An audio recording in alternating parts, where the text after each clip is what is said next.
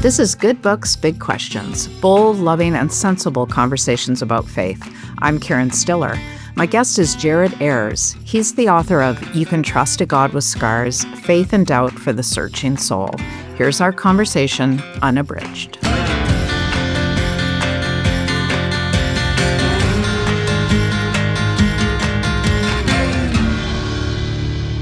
Welcome, Jared.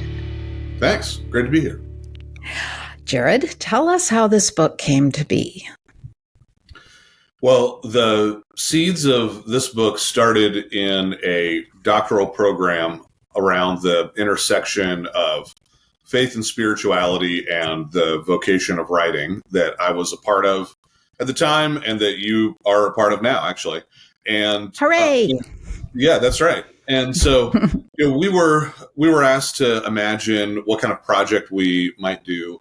And at the time, I had just been thinking a lot about this is in a time when a lot of the news making headlines at the moment were around things like the Pew Research study indicating that for the first time in anybody's remembered past, the most frequent religious designation of someone in the U.S. was none or nothing in particular. There's a lot of kind of press about that. There's a lot of just church scandal, things like that in the news. And so there was a lot of conversation about the ways in which people were moving away from faith in the West.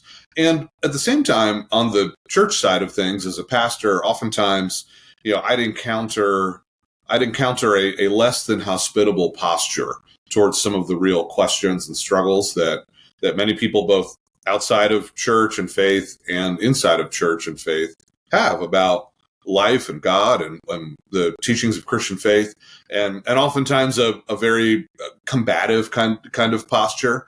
And so so I imagined what it would like to offer what would be a hospitable guided tour for the many, many friends and neighbors that I have and that a lot of people have who either really live their lives outside of the kind of the four walls of Christendom, or for people who are inside the church who struggle with the very same questions that all of us struggle with about meaning and purpose and God and what to do with the church and a lot of those sorts of things. And so that was the beginnings or the seeds of this project. And then along the way, I just kind of kept, as somebody who's been a pastor, who's started a church, who's pastored churches that are oftentimes really, really trafficking with a lot of people who are either exploring faith for the first time or kind of dipping their toe back in the water, after a long while away from being meaningfully engaged in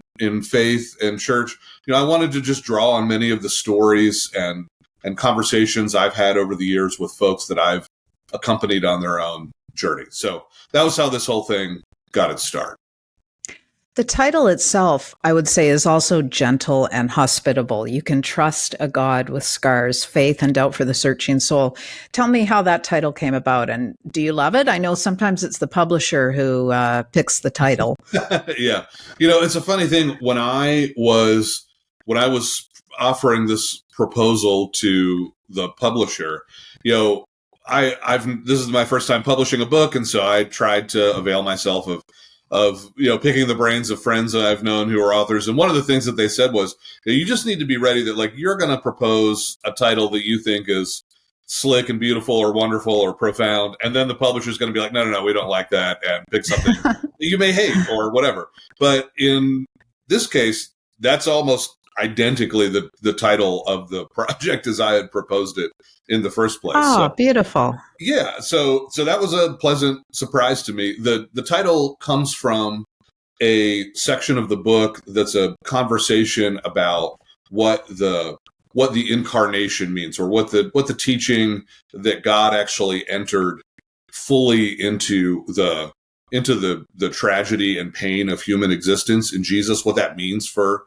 life. And so I tell a story of a young woman that I had walked with as a pastor for some time, and that's actually an insight that she had as we were talking together just about some of the pain of her own life's story, and one of the dynamics that she had noticed as she was reading the story of Jesus in the Gospels, that even after the victorious moment of Jesus being risen from the dead and overcoming sin and death, as Christians believe, Jesus still bore the marks of his own suffering and crucifixion. He still wore the marks of the wounds of the world. And and she had remarked to me as we were talking about this, as when I noticed that in the Gospels, I thought to myself, you can trust a God with scars. And that's a moment that I've just always carried with me, and is always striking to me, even still when I read the Gospel. So that's where the title for the book came from.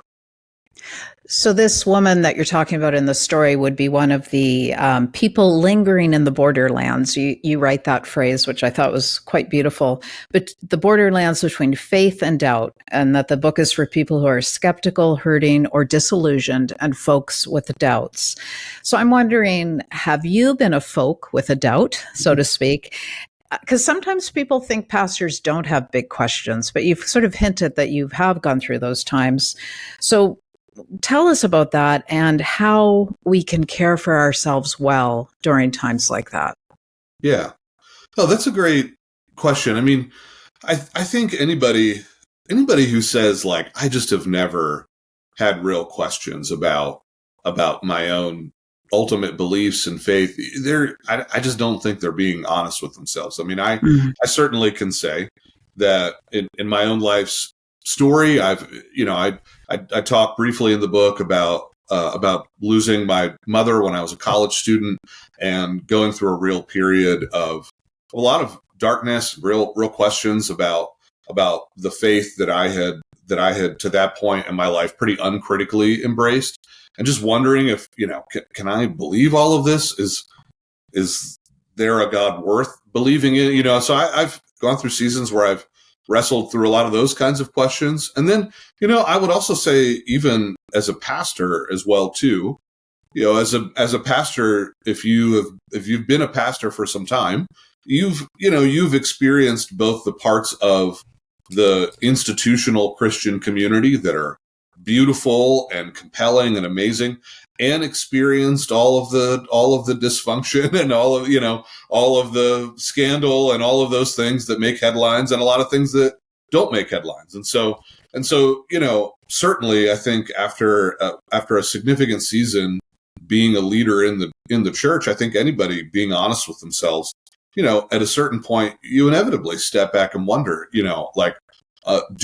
do I believe in this institution that bears the name of Jesus?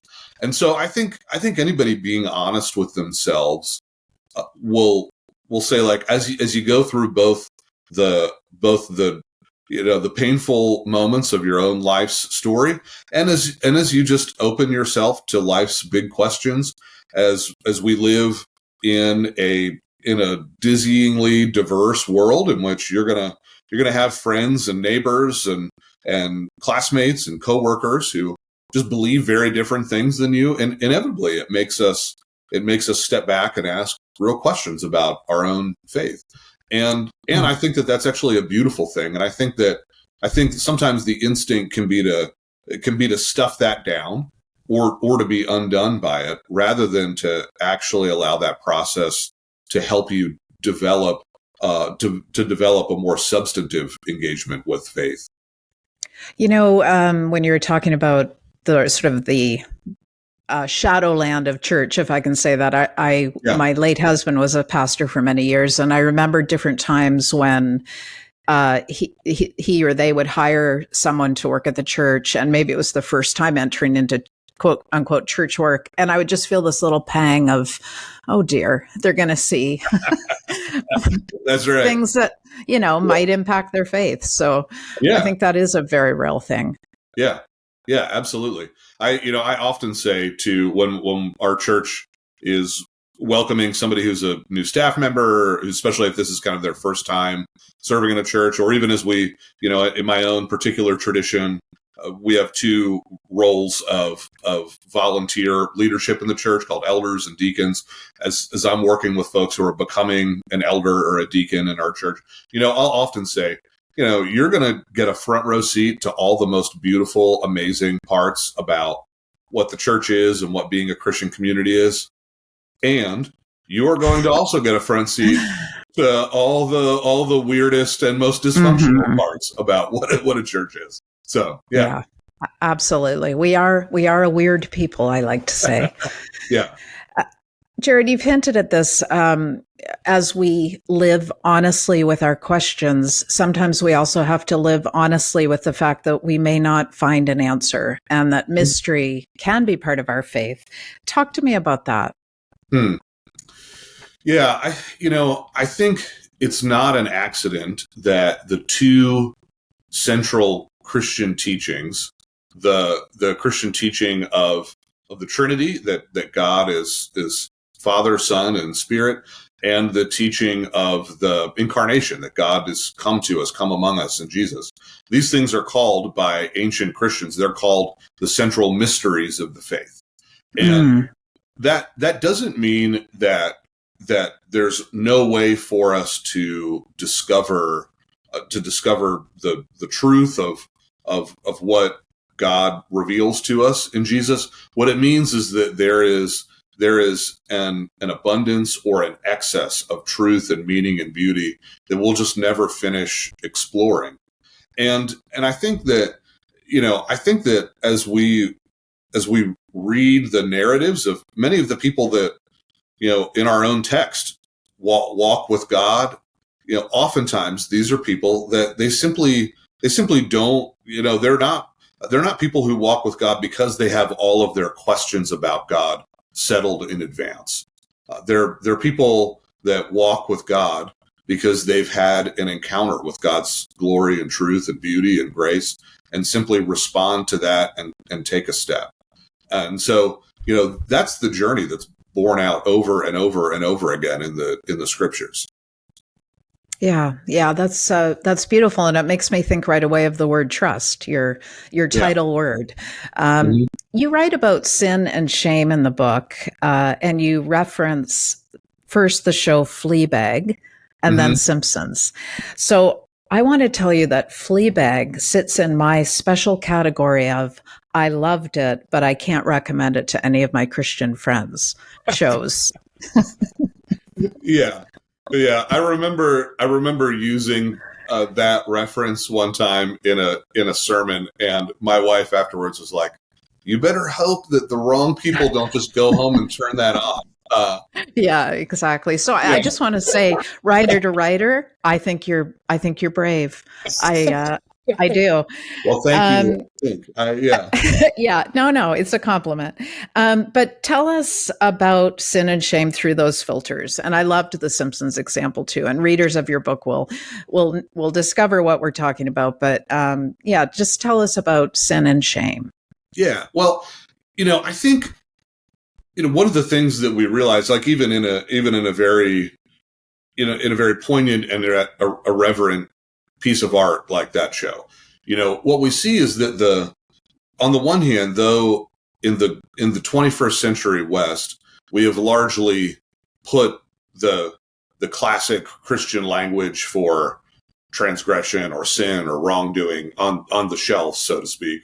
On the other hand, we all know those ugly realities all too well in our own lives. Like we all know the kinds of inner disorders, the kinds of wreckage that our own selfishness and greed wreak on our relationships and on the world and in communities and nations and all those things. Like we see those realities on the news every day. We see them in our own families and all of those things. And so, one of the observation that I made is just that, I think that the Christian story actually has language to help us articulate and name all these realities that we see and experience all the time. We just don't have a way to understand them or talk about them. Yeah. What strikes me is the role of honesty in talking about our own brokenness and sin. and I wonder if this has been true for you, Jared, or you've witnessed this in the lives of people in your church. I have found the more I dare to be honest about my very real shortcomings and the things I struggle with and, my inner guck, the more love and acceptance I've received. And I think the closer I draw to God, we experience the love of God often through the love of other people. And that my transparency opens up the door, it seems, for others to also be transparent. And in that, it feels like the power of these hidden sins or whatever things we feel we need to cover up, just lessen a little bit. Mm-hmm. Yeah. Absolutely. I think, I'm always struck by this, even in really little ways. Like I had a conversation with a woman in our church a few months ago, and I had just made an offhand comment in passing about the way that the marriage counselor that my wife and I, talk with had highlighted for me the way the phony way that I sometimes, when I'm unhealthy, can tend to like when my wife apologizes for something, she's like, I'm sorry that I did this or didn't do that. Could you forgive me for that? When Jared apologizes for something, instinctively, I'm like, I'm sorry that you didn't accurately understand what I was looking at. So, so I just mentioned this in passing and mentioned that, the counselor that we were talking to had helped me realize this about myself. And this woman, as we were talking about that later, said, I've talked to like 4 or 5 people who just were blown away that you just mentioned publicly that you talked to a counselor, that like you guys, that your marriage, there's things you have to work on. And I didn't think anything of that necessarily, but I think it's true. Like there's such a strong instinct within us to project a faultless, cleaned up version of ourselves that I think when we're willing to just be honest about the fact that, I am a first class sinner, and also you are too. And I think that just that's just oxygen for people in the time that we live in. Absolutely. And Jared, I have to tell you, as you told that story, I knew that was going to be the punchline, that your vulnerability about going to counseling. So, I mean, good on you, because I do think that there are still, I hope not, but maybe some pastors out there who wouldn't be so comfortable sharing that. But it's such a welcoming, open door for people in your church to just know that that's an okay thing to do. Yeah. Yeah. I mentioned Fleabag and The Simpsons, but those are just 2 of the actually many shows, movies, music, literature that you mentioned in the book. I was really struck by how you welcome the arts into your book, and I assume your faith journey. Tell us about that. Well, in part, it's just always been a part of my life. Like I was the kid in elementary school who would just willfully miss the bus so I could hang out in the library and read Greek myths or Edgar Allan Poe horror stories or, things like that. And so, a real sense of instinctive draw to art has been a part of my life, though, that I'm never going to be a musician or a visual artist or anything like that. But also, I think as somebody who is often interacting with folks who, like I said, have, lived their lives outside of Christian faith, have not really in a substantive way engaged in Christian faith. I want to also, in talking about the beauty and the truth of the Christian story, I want to, in doing so, quote their texts and not just quote my own. And so, that's why I'll, as I'm talking about spiritual reality, talk about, what happens in you when you really let yourself, experience listening to Miles Davis Kind of Blue uninterrupted, or what happens when you can actually attend to Marc Chagall's artwork, or what you experience in, just as you experience a profound moment of friendship, or experience the story of a human life brilliantly told in a piece of literature. So as a pastor, I care about noticing all of those kind of moments of truth and wisdom as they're scattered throughout the world that we live in. Beautiful. It would be fun, and you may have already done this, you may have already thought of this, but create a Spotify list of your I'd actually songs. not thought about that. Yeah. I'm willing to say that I'm bad enough at technology that, like, I'm now the person who, like, when I need to find something on Spotify, or I'm gonna watch a baseball game with my kids, I'm like calling my teenage children to be like, how do you do this? So but with their assistance, maybe I will. Absolutely. Yeah. That's one of the pluses of teenage kids that help us survive their teenagehood. You mentioned relating to people who live in a more maybe secular culture, if I can say this. So I want to read a passage from the book where you write about secularism. Mm-hmm. And you say, if you trust yourself to the secular Western view of life, you consider our existence meaningless, one vast, immense accident ending only in death. So what is at the center of life? Meaninglessness, an absurd few minutes with which you should do whatever you want. So I think of the non-Christians that I know and love, mm-hmm. and I'd hate for them to hear their lives characterized as meaninglessness. As meaningless. Yeah. So why do you use that word, or am I completely misunderstanding you? Well, no, I don't think you're misunderstanding me. I think that the dynamic that I try to help people pay attention to is that, as you said, regardless of whatever your ultimate beliefs or spiritual commitments are, all of us experience that that's not true of life. So right.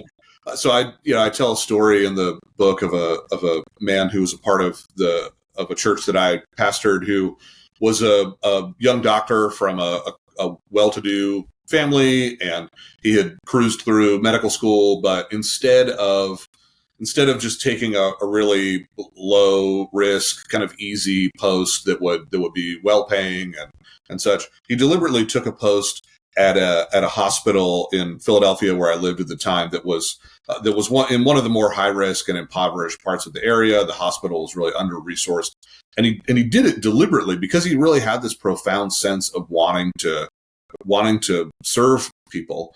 And we had gotten to know each other, and he was talking about this with me, and he said to me, I've got this like really like deep desire in me to want to serve people and to like do something that matters with my life.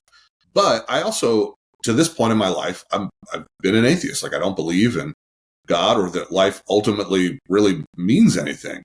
And I don't know what to do with that. And so that's the dynamic that I try to help my friends pay attention to. Is like, we actually experience in our lives that things like love and meeting, beauty, working for justice, these things actually really, really do matter.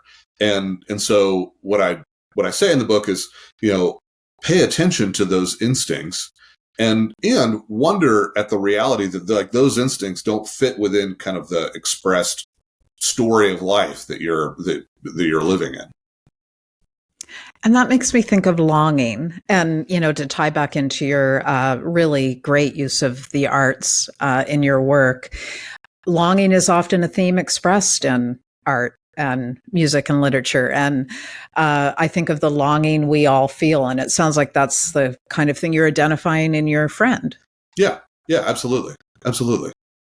And longing leads us closer to God, hopefully. Is that true? Yeah. I think we all experience this in different ways, but I talk in the book about how this is the fundamental human plight. There's a fascinating little detail in the Genesis story. After the human beings turned their backs on God, God had told them before they eat of the tree of the knowledge of good and evil, if you do this, and the day that you do this, you shall die. And yet, when they do it, the effects of their actions are actually not death, or death in the way that we think about it, but exile, the word that's used for them departing the garden to, as John Steinbeck would make the phrase, famous in our own time, to live east of Eden, is that they were now living a life of exile. And that's, I think, a really profound image for this kind of sense of longing and dislocation that all of us feel, is that like we all are exiled from life with the God who is our true home. Yeah. Maybe ironically, I'm not sure if it's ironic or not, but I think in my experience that people who have stepped away from faith or really resist faith, often it's because of the horrible things that can happen in life. And sometimes in the church, and you're going to have to really help me with this. The idea is passed around that suffering is sort of designed to teach us a lesson. And I think that adds to the recoiling that can happen sometimes. So what's your perspective on that mess? Yeah, I think we have this really unfortunate instinct sometimes, those of us who are involved in church leadership, to try and explain on God's behalf all the things that happen. When you read the story of Job in the Hebrew Scriptures, for example, Job's friends are exactly the people kind of denounced by the ultimate narrative, the people who want to explain what's happening and be kind of God's defense attorney on his behalf and that kind of thing. I think when I interact with people, I often think of the moment when, and in John 11, Jesus is given the news that his friend Lazarus is sick. And Jesus does a confounding thing. He hears that his good friend is sick. He will ultimately raise him from death. And yet in the moment, he doesn't act in the way that Lazarus's two sisters and all of Jesus' friends who love him all want him to act. He doesn't intervene in the moment as they want him to. And Jesus says, interestingly, literally in the Greek language, and the language this part of the Bible is written in, Jesus says, when he hears the news of Lazarus' death, this illness will not terminate in death, but it will lead to glory.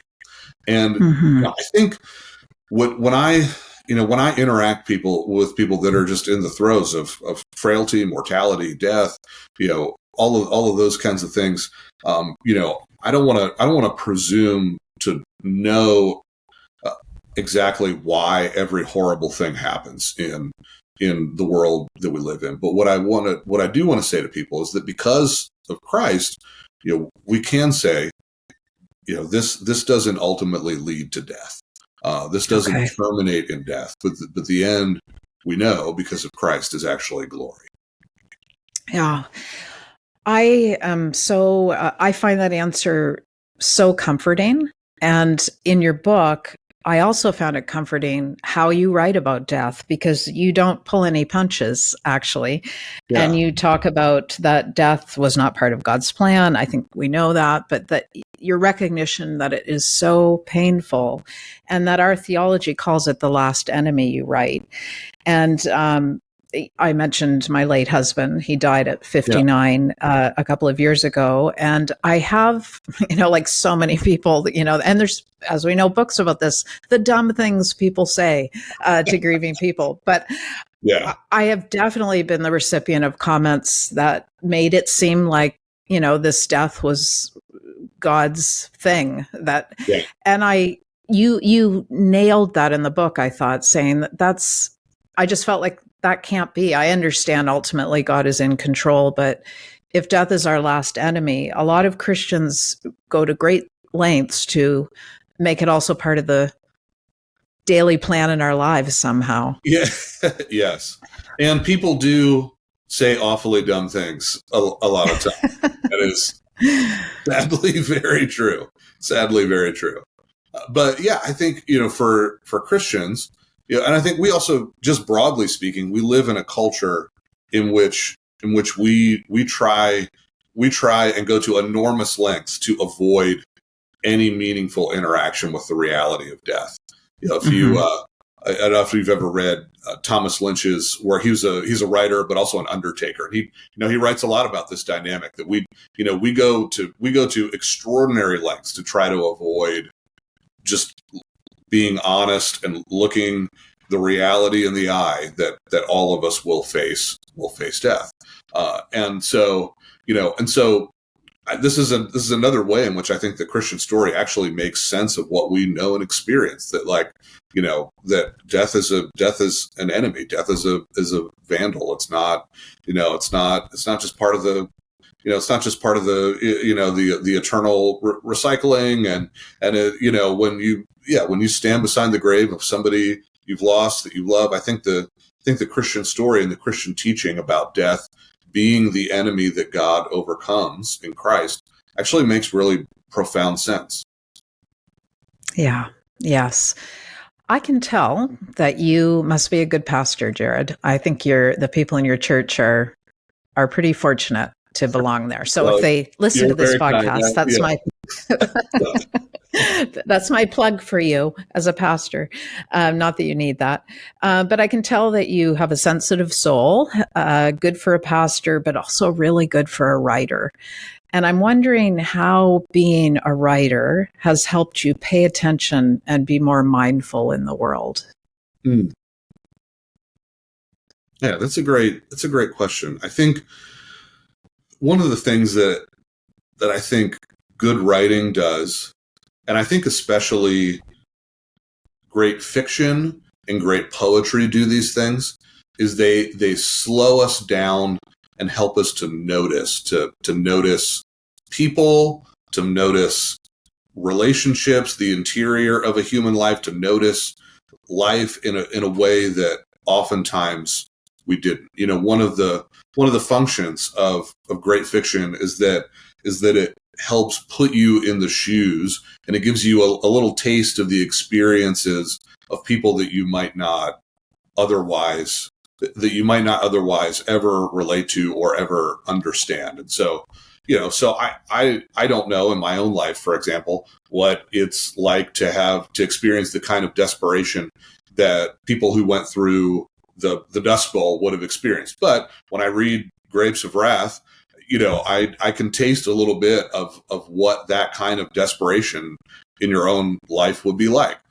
I often can walk, and living in South Florida, I live near all kinds of natural beauty, and yet when I read a poet like Gerard Manley Hopkins, talk about an insect on a lake or something like that, it helps me notice all of the beauty that's there that I just drive right by, 9 times out of 10. So, yeah. Beautiful.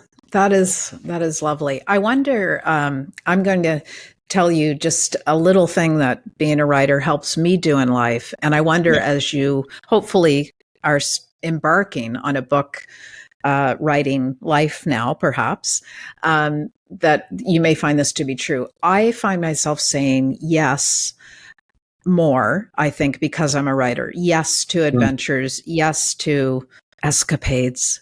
Yes to curiosity. Because I think in the back of my mind, I'm like, I could write about it.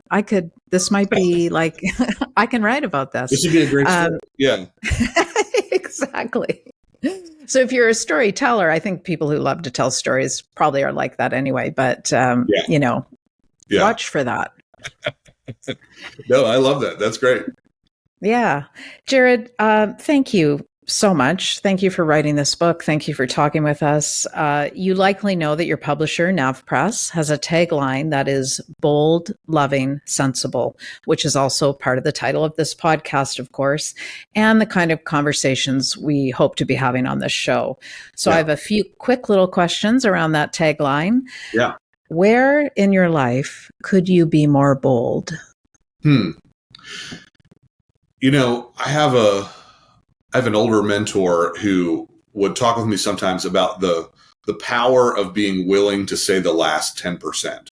And, I think sometimes there are some people only too happy to say that last 10%. And I don't think, this little nugget of wisdom is maybe for that kind of person. But for me, But this isn't for everyone. I'm somebody who by nature wants to be liked, and that kind of thing. And so oftentimes I think for people like me, it's easy to hold back that last honest bit in a conversation or the question that might be a little uncomfortable to ask somebody that I really care about, that I'm concerned for, or that kind of thing. And so I think when I am in a healthy space, I'm willing to offer or ask that last little bit that I think we all know is in there, but sometimes in the name of being liked or keeping the peace or whatever, we can oftentimes keep to ourselves.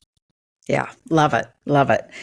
What is the most sensible advice? And I mean, maybe that was it, but the most sensible advice your parents, I thought of parents, or a good friend has given you that has impacted you? Yeah. I had a good friend back in undergrad who said to me one time, the most interesting people in life are the most interested people in life. And so that's always stuck with me. And I've always tried to be somebody who's interested. I love that. Be a question asker. Yeah. Beautiful. Not everybody can do that well or chooses to do it. Yeah. I like it. And finally, this is maybe profound. The word love is in the tagline. When have you grown the most in love?